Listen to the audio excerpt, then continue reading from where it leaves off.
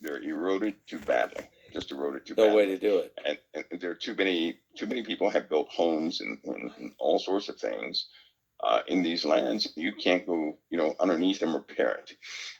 Also, because our infrastructure is starting to give way, specifically water mains all over the place. All they're going to do is leak out of their pipes, erode into some of those excavated mines, and then you're going to have large quadrants of places sinking.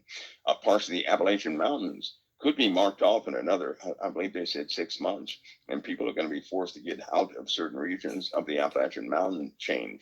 That's all the way from Ohio down to Georgia. And so that's a pretty big, in between that area, there are certain places that are just, they're not stable, right? They're not stable. Even in the Ozarks, there are places in the Ozarks, same way, through underground waterways.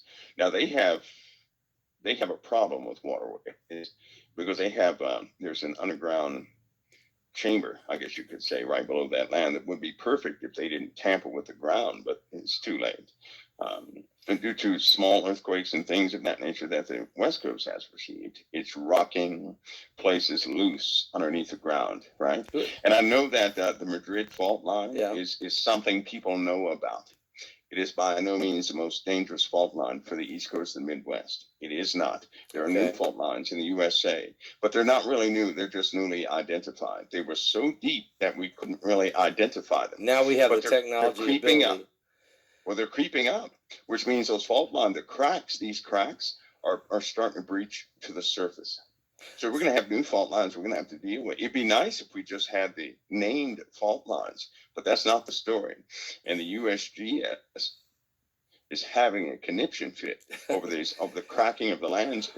But this is, you're looking at something worldwide. Italy, you've always brought up Italy. There's other places. Let me ask you about New York City, because I've been to New York City and Manhattan.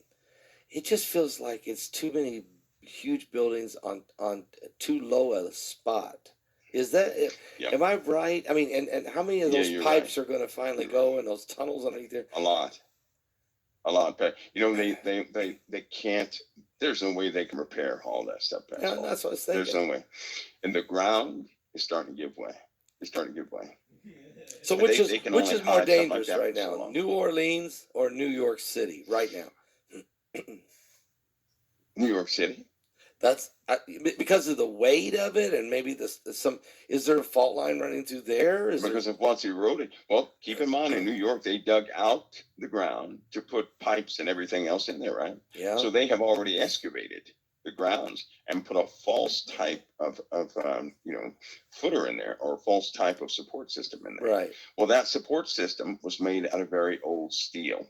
That very old steel has rusted. Yeah. And so large portions of it are missing. There are underground railways. There are quite a few things in New York. And they have lots of parts. There are many parts of New York that are shut off, right, down underground, because the rust has eaten away at the metal. That metal is gone. In certain places, there's no trace of metal where they know they put pipes and gas lines and everything else. And so when you have a complicated situation like that, you can either put in the new stuff, which they can't do because they would have to redesign the whole thing, or you can just simply concrete the whole thing, large blocks of it, which they have done. But it's not going to stop those, parts of that city from falling in. And what's bad, Pascal's, a person could see a crack or dip in a sidewalk one day, and by that afternoon, that whole building could be gone because it's very dense there. So if they have a sinkhole, it's going to be worse there than at any place because of the concentration of people, right? Many more people can be hurt by those things. But that's something that, they suspect one is a couple weeks off. Sure, they have certain places roped off you can't get to. But for how long can they keep that? So will we be seeing one earthquake, and that's going to shake down loose. So buildings will start collapsing. Yeah, we're going to see it too. We're going to see it. We're going to see it because it's not going to take years. It's not going to take years. As they're fighting against the clock, and because of the weather. Just in case people have not noticed, the atmosphere again has the potential to hold a lot of water, and that water is very bad. Well, it's going to be twice as bad if we survive this winter. It's going to be twice as bad when the summer. I'm going to bring something up.